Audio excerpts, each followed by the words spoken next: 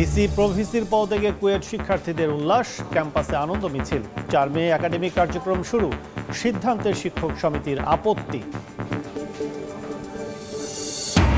খাগড়াছড়ি থেকে অপহরণের 8 দিন পর মুক্তি পেলেন চট্টগ্রাম বিশ্ববিদ্যালয়ের 5 শিক্ষার্থী, জানিয়েছে পাহাড়ি ছাত্র পরিষদ, নিশ্চিত করেছে পুলিশও।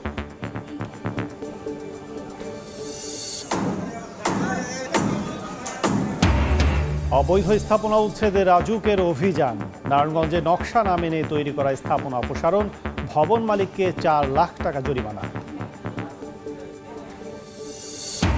এবার বরিশালের মামলার মাধ্যমে সিটি মেয়র হওয়ার চেষ্টায় দ্বিতীয় সর্বোচ্চ ভোট পাওয়া প্রার্থী ফয়জুল করিম, ভোটে কারচুপির অভিযোগে মামলা, শুনানি 5 মে। এবং দীর্ঘ 5 দশকের দাবি পূরণ, কক্সবাজার মহেশখালী নৌপথে সি ট্র্যাক চলাচল শুরু, উদ্বোধন করলেন উপদেষ্টা। নিরাপদ ও সাশ্রয়ী যাতায়াতের সুযোগে খুশি স্থানীয়রা।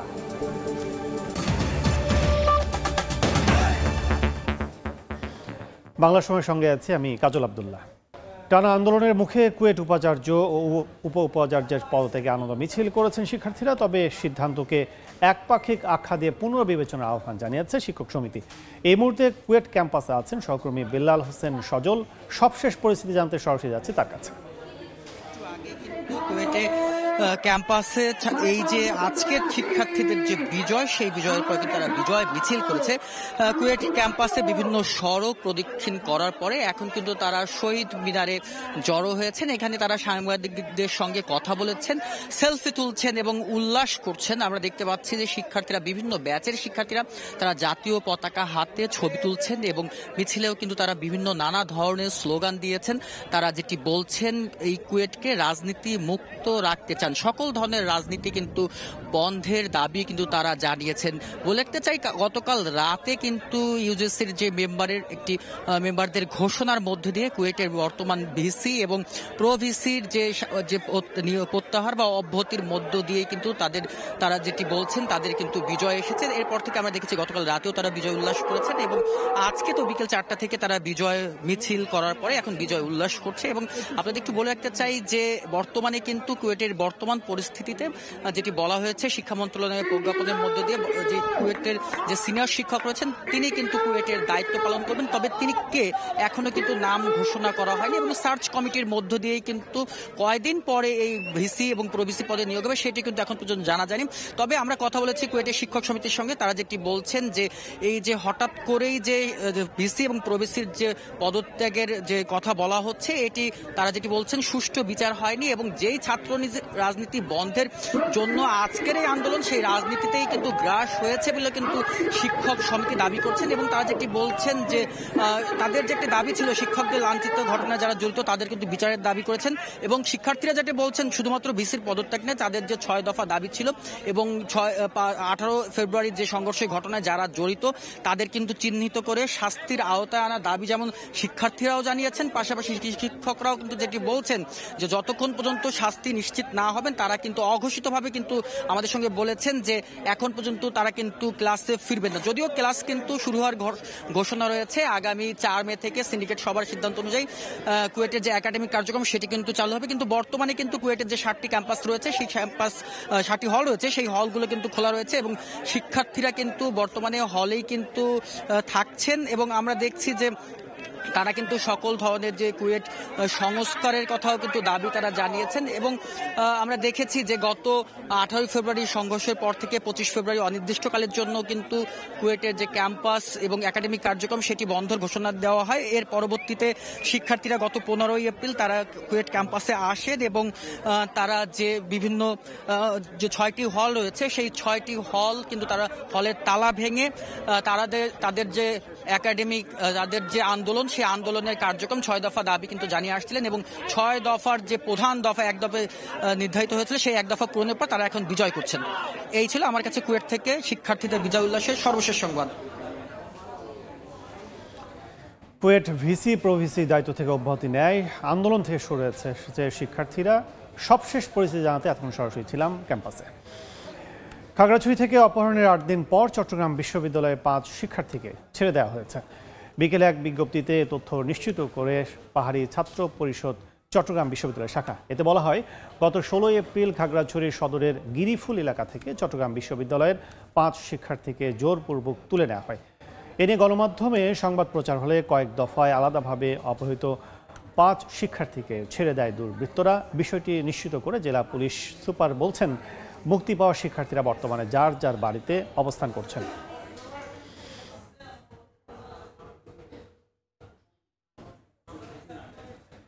অবৈধ স্থাপনা উচ্ছেদে রাজুকের অভিযান। নারায়ণগঞ্জের নকশা ও অনুমোদন ছাড়াই ভবন নির্মাণ করায় তা অপসারণ করা হয়েছে। দুপুরে উপজেলার আমলাবো এলাকায় অভিযান চালান রাজুকের নির্বাহী ম্যাজিস্ট্রেট মোহাম্মদ লিটন সরকার। এ সময় নির্মাণাধীন একটি 5 তলা, একটি 2 তলা ও একটি 1 তলা ভবনের বিদ্যুৎ সংযোগ বিচ্ছিন্ন সহ নকশা বহির্ভূত বর্ধিত অংশ ভেঙে দেওয়া হয়। পাশাপাশি এই 4টি ভবনের মালিকদের মোট 4 লাখ টাকা জরিমানা করেন নির্বাহী ম্যাজিস্ট্রেট। একই অভিযোগে আরও 2টি নির্মাণাধীন ভবনের নকশা বহির্ভূত বর্ধিত অংশ অপসারণ করা হয়। এছাড়া 4টি ভবনের বিদ্যুৎ সংযোগ বিচ্ছিন্ন ও মিটার জব্দ করে নির্মাণ কাজ বন্ধ রাখার নির্দেশ দেন নির্বাহী ম্যাজিস্ট্রেট।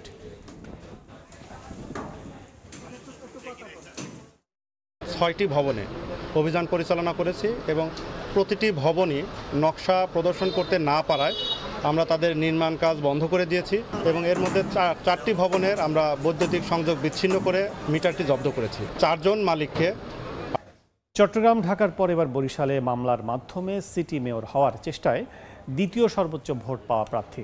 ভোটে কারচুপির অভিযোগ এনে 17 এপ্রিল হাত পাখার প্রার্থী সৈয়দ ফয়জুল করিমের করা মামলার শুনানির দিন ধার্য করা হয়েছে 5 মে। বৃহস্পতিবার শুনানির দিন থাকলেও তা হয়নি। তবে এদিন ফয়জুল করিমকে মেয়র ঘোষণার দাবিতে মিছিল করেছেন তার অনুসারীরা। 2023 সালের সিটি নির্বাচনে হাত পাখার প্রার্থী সৈয়দ মোহাম্মদ ফয়জুল করিমকে মেয়র ঘোষণার দাবিতে বৃহস্পতিবার সকালে বরিশালের সদর রোডে জড়ো হন ইসলামী আন্দোলন বাংলাদেশের নেতাকর্মীরা। 11টার দিকে মিছিল নিয়ে তারা জেলা দায়রা ও জজ আদালতের সামনে ফজলুল হক এভিনিউ সড়কে অবস্থান নেন। এদিন ফজলুল করিমের করা এক মামলার শুনানি হওয়ার কথা ছিল আদালতে। তবে দুপুর 12টার দিকে বাদীর আইনজীবী জানান, আগামী 5 মে শুনানির নতুন দিন ধার্য করা হয়েছে। মুফতি সৈয়দ মোহাম্মদ ফয়জুল করিমের পক্ষে এই মামলাটি আমরা ফাইল করি। তো এই মামলায় আজকে আদেশের জন্য ছিল। আমরা 17/4/2025 তারিখ ফাইল করি। আজকে আদেশের জন্য ছিল। আমরা শুনানি করছি। উনি বললেন যে আদেশটা আমি 5/5/2025 তারিখে দিতে চাচ্ছি। আর বললাম যে ঠিক আছে, আদালত যে সিদ্ধান্ত নেবেন আমরা সেটা একমত। গত 17 এপ্রিল 2023 সালের সিটি নির্বাচনে কারচুপির অভিযোগ ও ফল ঘোষণা বাতিল চেয়ে মামলা করেন ইসলামী আন্দোলন বাংলাদেশের প্রার্থী ফয়জুল করিম। চরমনাইপন্থী নেতাকর্মীরা বলছেন, নির্বাচনে কারচুপি করে নৌকার প্রার্থীকে জয়ী করা হয়েছিল, তাই ফল ঘোষণা বাতিল করে দ্বিতীয় অবস্থানে থাকা ফয়জুল করিমকে মেয়র ঘোষণা করতে হবে। আমাদের শাইখের চরমনাইকে আইনি প্রক্রিয়া সম্পন্ন করে তাকে মেয়র ঘোষণা করা। জনগণ স্বতঃস্ফূর্তভাবে ভোট দিয়েছে, কিন্তু আওয়ামী খুনি হাসিনা তার ফুলতো ভাইকে বিজয় করার জন্য পুলিশ প্রশাসন সহ ছাত্রলীগ যুবলীগকে ব্যবহার করে আর বিজয়কে ছিনিয়ে নিয়েছে। আমাদের এই সঠিক রায় যদি না হয় তা আমরা এই দেশ ইনশাল্লাহ গণঅবস্থান পালন করব। 2023 সালের 12 জুন বরিশাল সিটি কর্পোরেশন নির্বাচনে নৌকার প্রার্থী খোকন সেরনিয়াবাদ 85,752 ভোট পেয়েছিলেন। দ্বিতীয় অবস্থানে থাকা হাত পাখার প্রার্থী সৈয়দ মোহাম্মদ ফয়জুল করিম পান 34,345 ভোট। এদিকে ভোটের ফল ঘোষণা বাতিলের দাবিতে বুধবার মামলা করেছেন প্রতিদ্বন্দ্বিতা করা আরেক প্রার্থী ইকবাল হোসেন তাপস। অপূর্ব অপু, সময় সংবাদ, বরিশাল।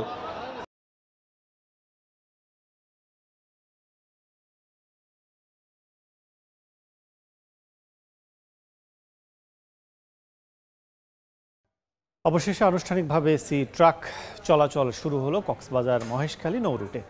সকালের উদ্বোধন করেন নৌ পরিবহন উপদেষ্টা। এতে উচ্ছ্বসিত দ্বীপের বাসিন্দারা। গত শুক্রবার পরীক্ষামূলকভাবে সি ট্রাক চালু করা হয় কক্সবাজার মহেশখালী নৌ রুটে। 1 সপ্তাহ পর শুরু হলো নিয়মিত চলাচল। বৃহস্পতিবার সকালে এই নৌ রুটে আনুষ্ঠানিক সি ট্রাক চলাচলের উদ্বোধন করেন নৌ পরিবহন উপদেষ্টা M Sakhawat Hossain. Sea truck চলাচল শুরু হওয়ায় উচ্ছ্বসিত দ্বীপের বাসিন্দারা। আজকে শুধু মহেশখালীর মানুষ নয়, মহেশখালীর প্রাণ প্রকৃতি পর্যন্ত খুশি। যারা দীর্ঘদিন ধরে এই ঘাট পারাপার নৌ পারাপার নিয়ে যারা দুর্ভোগ ছিল, বিভিন্ন সময় ভিকটিম হয়েছে, তাদের জন্য একটা খুবই আনন্দের দিন। আমরা যে কষ্ট ছিলাম, আমাদের ভবিষ্যতে পরজন্মগুলো এরকম কষ্ট থাকবে না আশা করি। সি ট্রাক উদ্বোধনের পর কক্সবাজার থেকে মহেশখালী যান নৌ পরিবহন উপদেষ্টা। এ সময় এই নৌ রুটে আরও একটি সি ট্রাক দেওয়ার দাবি জানান স্থানীয়রা। একটা যান দিয়ে এত বড় অঞ্চলের চাহিদা মিটবে না, তো আমি অনুরোধ করব 2টা সি ট্রাক যেন দেওয়া হয়। শীঘ্রই আরও একটি সি ট্রাক দেওয়ার আশ্বাস দেন নৌ পরিবহন উপদেষ্টা। আমাদের যে লিমিটেড রিসোর্সের মধ্যে রয়েছে, যেটা গত 17, 18, 20, 30 বছরে হয়নি, এটা সরকারের যেমন সদিচ্ছা, জনগণের চাহিদা ছিল বলেই এটা আমরা করতে পেরেছি। 250 যাত্রী ধারণ ক্ষমতার সি ট্রাকটি কক্সবাজার থেকে প্রতিদিন সকাল 8:30, দুপুর 12টা এবং সন্ধ্যা 6টায় মহেশখালীর উদ্দেশ্যে ছেড়ে যাবে। মহেশখালী থেকে কক্সবাজারের উদ্দেশ্যে ছাড়বে প্রতিদিন সকাল 7:30, বেলা 11টা এবং বিকেল 5টায়। সুজাউদ্দিন রুবেল, সময় সংবাদ, কক্সবাজার। কক্সবাজার শহরের প্রধান নদী বাঁকখালী এখন দখল দূষণে মৃতপ্রায়। শহরের ময়লা আবর্জনা ফেলে নদীর তলদেশ ভরাট চলছে। নদীর জায়গা দখল ও প্যারাবন ধ্বংস করে গড়ে তোলা হয়েছে কয়েক হাজারের বেশি অবৈধ স্থাপনা। দখল দূষণ সরজমিনে দেখে হতবাক 2 মন্ত্রণালয়ের উপদেষ্টা। শিগগিরই নদীর তীরের অবৈধ দখল উচ্ছেদ করা হবে বলে জানিয়েছেন তারা। মোহাম্মদ ফরাজের ক্যামেরায় বিস্তারিত জানাচ্ছেন সুজাউদ্দিন রুবেল। কক্সবাজার শহরের উত্তর পাশে মহেশখালী চ্যানেল হয়ে বঙ্গোপসাগরে মিশেছে খরস্রোতা নদী বাঁকখালী। এই নদীর মোহনা ঘিরে গড়ে উঠেছিল দেশের প্রধান পর্যটন শহরের ব্যবসা বাণিজ্য, কিন্তু সেই নদী দখল দূষণে এখন শুরু খালে পরিণত হচ্ছে। একই সঙ্গে হয়েছে বর্জ্য ফেলার ভাঙাড়। বিআইডব্লিউটিএ বলছে, প্রভাবশালীরা নদী তীরের প্যারাবন কেটে ও চর ভরাট করে একের পর এক পাকা স্থাপনা গড়ে তুলছে, যেখানে অবৈধ দখলদার রয়েছে 300-রও বেশি। অবৈধ স্থাপনা কতটুক নদী আপনার অকুপাই করছে, সেই নদীটাকে আবার নদীর জায়গায় ফিরিয়ে দেওয়াটাই হলো আপনার সফলতা, সেইটা আমরা করব। বৃহস্পতিবার সকালে বাঁকখালী নদী সরজমিনে পরিদর্শনে আসেন নৌ পরিবহন উপদেষ্টা এবং বন ও পরিবেশ উপদেষ্টা। প্রথমে কস্তুরাঘাট পৌঁছে 2 উপদেষ্টা বাঁকখালী নদীর সীমানা সংলগ্ন মানচিত্র দেখেন। এরপর প্যারাবন নিধন করে তৈরি করা অবৈধ বসতবাড়ি, দোকানপাট, আবাসনের জন্য নির্মিত প্লট দেখেন 2 উপদেষ্টা। সেখান থেকে যান নদীর পেশকারপাড়া অংশে। সেখানেও দেখেন দখল দূষণে ভয়াবহ চিত্র। বলেন, অবৈধ স্থাপনা উচ্ছেদে দ্রুত ব্যবস্থা নেওয়া হবে। যে সমস্ত ফোর্স শোর এলাকা আইডেন্টিফাই করা হয়েছে, সেগুলোকে আমরা খালি করাবো। ভালো হচ্ছে যারা দখল করেছেন তারা নিজেরা সরে যান, ক্ষতি হবে না। যাদের স্টে অর্ডার আছে তারা আইডেন্টিফাই করবে কোথায় স্টে অর্ডার আছে। ডিসি সাহেব বলেছি কোথায় কোথায় স্টে অর্ডার আছে, ওটা ছাড়া বাকিগুলো আমরা দখলমুক্ত করব। কক্সবাজার থেকেই আমরা আনুমানিক 12,000 একর বনভূমি সরকারের সিদ্ধান্ত হয়েছে তথাকথিত উন্নয়ন প্রকল্প থেকে বা ব্যক্তির সাথে ব্যবহার থেকে বন বিভাগকে দিয়ে দেওয়া হবে। এই প্রক্রিয়াটা চূড়ান্ত করা। উচ্চ আদালতের নির্দেশে 2023 সালের 28 ফেব্রুয়ারি ও 1 মার্চ অভিযান চালিয়ে কস্তুরা ঘাটের 4 শতাধিক অবৈধ স্থাপনা উচ্ছেদ করে জেলা প্রশাসন।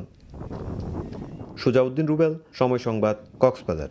প্রাইম এশিয়া বিশ্ববিদ্যালয়ের শিক্ষার্থী জাহিদুল ইসলাম পারভেজের কবর জিয়ারত করেছেন ছাত্রদলের সভাপতি রাকিবুল ইসলাম রাকিব।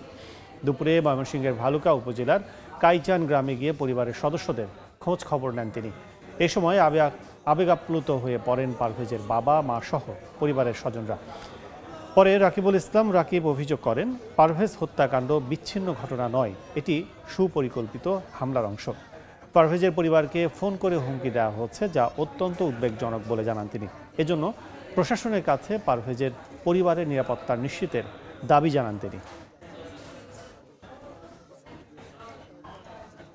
আমার ছেলেরা জনসম্মুখে ছুরি দিয়ে ফাঁড় দিছে, এরকম ভাবে জনসম্মুখে তাদের ফাঁসি মঞ্চ সাজায় ওইখানে তাদের মৃত্যুদণ্ড কার্যকর করার জন্য আমার আকুল আবেদন। একটি হত্যাকাণ্ড নিয়ে এ ধরনের মিথ্যাচার করা, এটি কিন্তু ধীরে ধীরে সাধারণ শিক্ষিতা পুরোপুরি তাদের উপর যে সামান্যতম আস্থা রয়েছে, সে আস্থার সংকট দেখা দেবে। যে কোনো ঘটনায় তাদেরকে সঠিক তথ্য প্রদানের আহ্বান জানাই এবং এ ধরনের হত্যাকাণ্ডের বিরুদ্ধে তাদেরকে সোচ্চার হওয়ার আহ্বান জানাই এবং তাদের নেতা কর্মী যেই হয়ে থাকুক না কেন তার বিরুদ্ধে যেন ব্যবস্থা গ্রহণ করা হয়। রানা প্লাজা দুর্ঘটনায় দোষীদের অবিলম্বে শাস্তি নিশ্চিত করার দাবি জানিয়েছে জাতীয় নাগরিক পার্টি এনসিপি। সেই সঙ্গে 24 এপ্রিলকে জাতীয় শ্রমিক দিবস ও এদিন সাধারণ ছুটি ঘোষণার পরামর্শ তাদের। নিহত শ্রমিকদের স্মরণে স্মৃতি ফলকে ফুল দেওয়া শেষে শ্রম ও কর্মসংস্থান মন্ত্রণালয়ের সচিব জানান, আহতদের চিকিৎসার পাশাপাশি এমন ট্র্যাজেডি যাতে আর না হয় সে ব্যাপারে কাজ করছে সরকার। 2013 সালের 24 এপ্রিল সাভার বাজারে ধসে পড়ে 8তলা রানা প্লাজা। প্রাণ হারান 1100-রও বেশি শ্রমিক, আহত ও পঙ্গু হন প্রায় 2000। বিশ্বের ইতিহাসে অন্যতম এই শিল্প দুর্ঘটনার এক যুগ পরেও নিজের হারানো সন্তানের খোঁজে এসেছেন শামসুন নাহার। বলছেন এই স্থান বারবার তাকে হাতছানি দিয়ে ডাকে।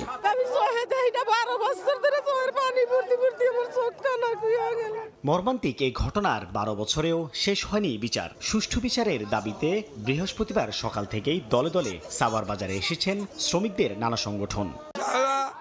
নিহত পরিবার আমরা তাদের পুনর্বাসন চাই। রানার যেন দৃষ্টান্ত শাস্তি হয়। শাস্তি না হওয়ার কারণেই বিভিন্ন জায়গায় এই মালিকরা শ্রমিকদের পরিকল্পিতভাবে তাদেরকে হত্যা করা হচ্ছে। অনুষ্ঠানের আয়োজন করে জাতীয় নাগরিক পার্টি এনসিপিও। দলটির সদস্য সচিব এতে অংশ নিয়ে বলেন, আওয়ামী লীগের জাতাকলে শুধু শ্রমিক নয়, জীবন দিতে হয়েছে সাধারণ মানুষকেও। সরকারিভাবে 24 এপ্রিল রানা প্লাজা দিবসকে জাতীয় শ্রমিক দিবস হিসেবে ঘোষণা করতে হবে। সব শ্রমিকদেরকে অবশ্যই ক্ষতিপূরণ প্রদান করতে হবে। এ সময় শ্রম মন্ত্রণালয়ের সচিব বলেন, আহতদের চিকিৎসার পাশাপাশি শোভন কর্মপরিবেশ সহ ন্যায্য অধিকার প্রতিষ্ঠায় কাজ করছে তার মন্ত্রণালয়। আরো অনেক ঘটনা, এই ঘটনাগুলো যাতে পুরোপুরি বন্ধ হয়, এই কারণে আপনারা জানেন শ্রম রানা প্লাজা ধসের স্থানে নিহত শ্রমিকদের স্মরণে শহীদ মিনার করার জোর দাবি জানিয়েছেন শ্রমিকরা। সাইফুল ইসলাম, সময় সংবাদ, ঢাকা। সুন্দরবনে আবারও মাথা চারা দিয়ে উঠছে জলদস্যুরা। অস্ত্রের মুখে জেলেদের অপহরণ, চাঁদাবাজি, মাছ ছিনতাই সহ নানা অপরাধ করছে কয়েকটি দস্যু বাহিনী। সম্প্রতি কয়েকটি ঘটনায় আতঙ্ক ছড়িয়েছে উপকূলবাসীর মধ্যে। আইন শৃঙ্খলা বাহিনীর অভিযানে কয়েকজন গ্রেফতার হলেও মূল হোতারা রয়ে গেছেন ধরাছোঁয়ার বাইরে। নিয়ামুল হোসেন কোচির ছবিতে আব্দুল্লাহ আল মামুন রুবেলের রিপোর্ট। সুন্দর শান্ত সুন্দরবন দিন দিন হয়ে উঠছে অশান্ত। আবারও মাথাচাড়া দিয়ে উঠছে কয়েকটি দস্যু বাহিনী। ঘটছে নানা অপরাধমূলক কাজ। উপকূলবাসীর অভিযোগ, গত 6 মাসে শতাধিক জেলে ও বাওয়ালিকে অস্ত্রের মুখে অপহরণ করেছে বনদস্যুরা। বিকাশের মাধ্যমে প্রত্যেকের জন্য মুক্তিপণ দিতে হয় 20,000 থেকে 50,000 টাকা পর্যন্ত। টাকা দিতে না পারলে করা হয় নির্যাতন। প্রথমবার ধরলে 20,000 টাকা জরিমানা। মুক্তিপণ দিয়ে আসা হয়, তাহলে তো আমাদের সংসার চালানো কষ্টকর, মহাজনের টাকা পরিশোধ করাও কষ্টকর। সম্প্রতি কোস্টগার্ডের কয়েকটি অভিযানে ধরা পড়ে জলদস্যুরা। জেলে ও জলদস্যুদের তথ্য মতে শরীফ বাহিনী, দয়াল বাহিনী সহ নতুন করে 7 থেকে 8টি বাহিনী গড়ে উঠেছে সুন্দরবনে। খুলনার দাকোপ, কয়রা, সাতক্ষীরার শ্যামনগর এলাকায় তাদের আধিপত্য বেশি। আইসেই মনে করেন যে ফায়ার করে গুলি করে, নিচে যে কয়টা ছিল তাদের দিকে তাক করে আগে গুলি করে। শোনা যায় যে স্বামী ডাকাতি ধরেছে, মারধর করতেছে, তাহলে তো আমাদের একটা চিন্তাই থাকে তারা কিভাবে আমাদের মুখে খাবার তুলে দেবে। কোস্টগার্ড ও বন বিভাগ বলছে, অভিযান জোরদার করে দস্যুতা কঠোর হস্তে দমন করা হবে। সরাসরি অভিযান অব্যাহত আছে এবং থাকবে। সুন্দরবনকে জলদস্যু মুক্ত করার জন্য আমরা প্রতিজ্ঞাবদ্ধ। বিশেষ আপনার টিম গঠন করে যদি এটি আরো এইভাবে জোরদার করা যায়, তাহলে আশা করি এটি করা সম্ভব। সবশেষ 6 মাসে সুন্দরবনে আইন শৃঙ্খলা বাহিনীর অভিযানে 24টি আগ্নেয়াস্ত্র, 60টি দেশীয় অস্ত্র, গুলি, হাতবোমা সহ গ্রেফতার করা হয়েছে 19 জলদস্যুকে। এসব অভিযানে উদ্ধার করা হয়েছে 37 জন জেলেকে। সম্প্রতি আইন শৃঙ্খলা বাহিনীর বিভিন্ন অভিযানে অস্ত্র উদ্ধার, দস্যু গ্রেফতার হলেও মিলছে না স্থায়ী সমাধান। বিশ্ব ঐতিহ্যের এই ম্যানগ্রোভ অশান্ত হয়ে ওঠার আগেই সমন্বিত অভিযানে আবারও নিরাপদ সুন্দরবনের স্বপ্ন দেখছেন উপকূলবাসী। আব্দুল্লাহ আল মামুন রুবেল, সময় সংবাদ, খুলনা। নাটোরের এক আইনজীবীর বাড়িতে দুধর্ষ ডাকাতি হয়েছে। এ সময় তাদের অস্ত্রের আঘাতে পরিবারের 3 সদস্য আহত হয়েছেন। বুধবার রাতে লালপুরের মাধবপুর গ্রামে মুখোশধারী ডাকাত দল অ্যাডভোকেট সাধন কুমার দাসের বাড়িতে ঢুকে তাকে বেঁধে ধারালো অস্ত্র দিয়ে এলোপাতাড়ি কুপিয়ে জখম করে। পরিবারের দাবি, এ সময় অস্ত্রের মুখে জিম্মি করে নগদ 3,10,000 টাকা ও প্রায় 10 ভরি স্বর্ণালংকার লুট করে পালিয়ে যায়। পরে স্থানীয়রা সাধন কুমারকে উদ্ধার করে রাজশাহী মেডিকেলে নেয়। বাকি দুজনকে প্রাথমিক চিকিৎসা দেওয়া হয়েছে।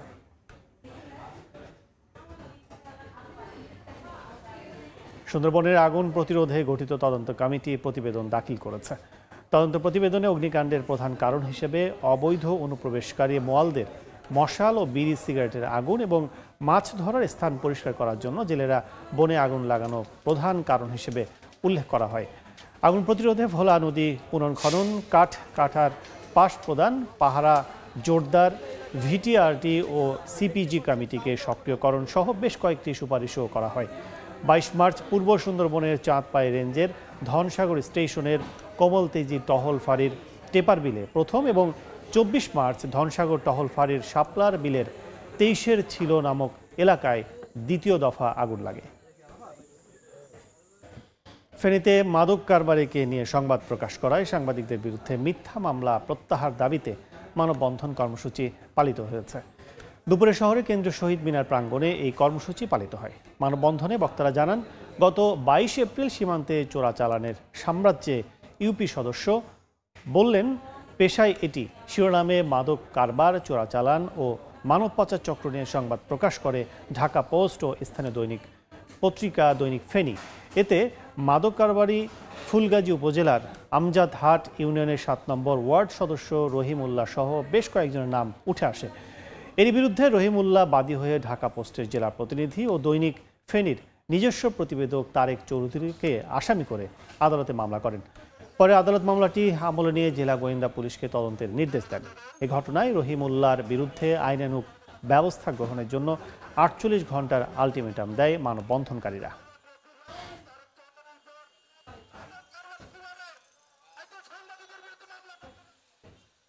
সারা দেশে বিভিন্ন স্থানে অভ্যন্তরীণ বোরো মৌসুমের ধান চাল সংগ্রহ অভিযান শুরু হয়েছে। এবছর ধান প্রতি কেজি 36 টাকা ও সিদ্ধ চাল প্রতি কেজি 49 টাকায় সংগ্রহ করা হচ্ছে। বৃহস্পতিবার সকালে সিলেট সদর এলএসডি চত্বরে অভ্যন্তরীণ বোরো সংগ্রহ অভিযানের উদ্বোধন করেন সিলেটের জেলা প্রশাসক মোহাম্মদ শের মাহবুব মুরাদ। চলতি বছর সিলেটের 15টি গুদামের মাধ্যমে 5,550 মেট্রিক টন ধান এবং 6 উপজেলায় 12,542 মেট্রিক টন চাল সংগ্রহের লক্ষ্যমাত্রা নির্ধারণ করা হয়েছে। এদিকে সকালে নেত্রকোনার মোহনগঞ্জ এলসিডি খাদ্য গুদামে প্রধান অতিথি হিসেবে বোরো ধান চাল সংগ্রহের উদ্বোধন করেন খাদ্য অধিদপ্তর মহাপরিচালক মোহাম্মদ আবুল হাসনাত হুমায়ুন কবির। জেলার 10 উপজেলা থেকে 31 আগস্ট পর্যন্ত ধান চাল সংগ্রহ করা হবে।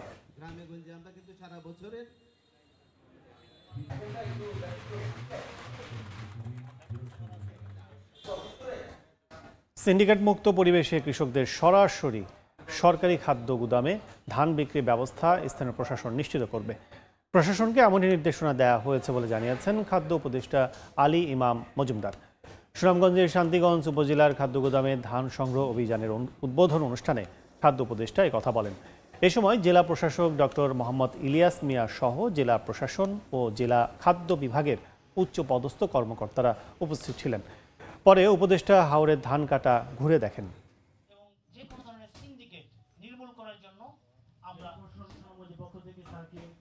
গত আমার মরশুমের প্রকিউরমেন্ট আমার হাত দিয়ে হয়েছে, আমি বলতে পারবো কোনো সিন্ডিকেট ছিল না, বরং মিলাররা ক্ষেত্রবিষ্টে ক্ষতিগ্রস্ত হয়ে চাল দিচ্ছে। এখানে আজকেও বলছে, এখানেই বলে গেছে, আপনাদের সামনেই বলতে মিলার যারা ছিল, তো এখানে তো হয় নাই। এবারও আশা করছি ইনশাল্লাহ হবে না, যদি হয় এটা সমাধান করা হবে, তাৎক্ষণিকভাবে সমাধান করা হবে। চুয়াডাঙ্গার জীবননগরে বাণিজ্যিকভাবে শুরু হয়েছে আঙ্গুর উৎপাদন। ফুলে ফলে ভরা বাগান দেখতে দূর দূরান্ত থেকে আসছেন দর্শনার্থীরা। সুস্বাদু এই ফল চাষে লাভের আশা করছেন কৃষকরা। থোকায় থোকায় ঝুলছে আঙ্গুর, এমন দৃশ্যের দেখা মিলছে চুয়াডাঙ্গার জীবননগর উপজেলার কয়েকটি গ্রামে। পেয়ারাতলা গ্রামের তরুণ কৃষি উদ্যোক্তা রুহুল আমিন রিটন 2019 সালে অল্প পরিসরে পরীক্ষামূলক আঙ্গুর চাষ শুরু করেন। তবে প্রথম দিকে আঙ্গুরের ভালো ফলন হতো না। তারপরও বেশ কয়েকজন কৃষক উপজেলার বিভিন্ন গ্রামে ছোট বড় পরিসরে বাগান গড়ে তোলেন বাণিজ্যিকভাবে চাষ করার জন্য। গেল মার্চের শুরু থেকে বাইকুনুর জাতের আঙ্গুর বাগান ভরে যায় ফুলে ফুলে। ফুল আসার 20 থেকে 25 দিনের মধ্যে ধরে ফল, আর 20 থেকে 25 দিনের মধ্যে শুরু করে পাকতে। এর আগে 2-1টা গাছে হয়েছে, তা আমরা টেস্ট করছি মিষ্টি। বাংলাদেশে 10-11-12 প্রকারের মাটি আছে, হয়তোবা যে কোনো মাটিতে আঙুর চাষ করা যাবে। লাভজনক হলে দেশব্যাপী এই জাতের আঙ্গুর চাষ ছড়িয়ে দিতে কাজ করা হবে বলে জানান কৃষি কর্মকর্তারা। সিডলেস এবং মিষ্টি দুইটাই ঠিক থাকে, তাহলে আমরা আশা করি এটা একটা সম্ভাবনাময় ফসল হবে। এবার চুয়াডাঙ্গার জীবননগরে 35 বিঘা জমি থেকে এ মৌসুমে প্রায় 300 মণ আঙ্গুর উৎপাদন হবে, যার বাজার মূল্য প্রায় 30 লাখ টাকা। সময় সংবাদ, চুয়াডাঙ্গা। দেখছেন বাংলা সময়। টাঙ্গাইলে লুৎফর রহমান মতিন মহিলা ডিগ্রি কলেজে রজত জয়ন্তী অনুষ্ঠিত হয়েছে। দিবসটি উপলক্ষে সকালে শিক্ষার্থী, অভিভাবক, সমাজসেবক, শিক্ষানুরাগীরা কলেজ প্রাঙ্গণে আসা শুরু করেন। বেলা বাড়ার সঙ্গে সঙ্গে কানায় কানায় পূর্ণ হয় কলেজ ক্যাম্পাস। পরে রজত জয়ন্তী অনুষ্ঠানে উদ্বোধন করেন কলেজের প্রতিষ্ঠাতা লুৎফর রহমান মতিন। এ সময় তিনি নানা দিক নির্দেশনামূলক বক্তব্য দেন। দীর্ঘদিন পর শিক্ষার্থীরা একত্রিত হতে পেরে আনন্দে উল্লাসে মেতে ওঠেন। বান্দরবানের সেনাবাহিনীর উদ্যোগে শহর পরিষ্কার পরিচ্ছন্নতা অভিযান পরিচালিত হয়েছে। সকালে শহরের মেঘলা গোল্ডেন টেম্পল এলাকায় পরিষ্কার পরিচ্ছন্নতা অভিযানের উদ্বোধন করেন সদর জোনের জোন উপ অধিনায়ক মেজর মিয়া মোহাম্মদ মেহেদি হাসান। এ সময় গোল্ডেন টেম্পল থেকে মেঘলা পর্যটন কমপ্লেক্স পর্যন্ত প্রায় 1.5 কিলোমিটার সড়কের আশপাশ পরিষ্কার করা হয়। এছাড়াও সড়কের পাশে বিভিন্ন জায়গায় জনসচেতনতামূলক বিভিন্ন প্লাকার্ড টাঙানো হয়। বাংলা সময়ের শীর্ষ সংবাদগুলো জানিয়ে দিচ্ছে আরেকবার।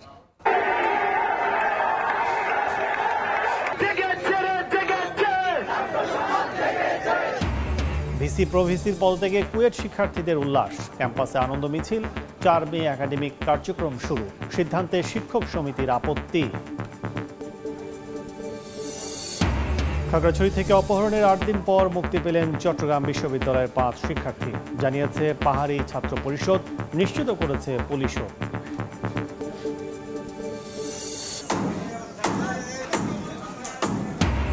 অবৈধ স্থাপনা উচ্ছেদের রাজুকের অভিযান। নারায়ণগঞ্জে নকশা না মেনে তৈরি করা স্থাপনা অপসারণ, ভবন মালিকদের 4 লাখ টাকা জরিমানা।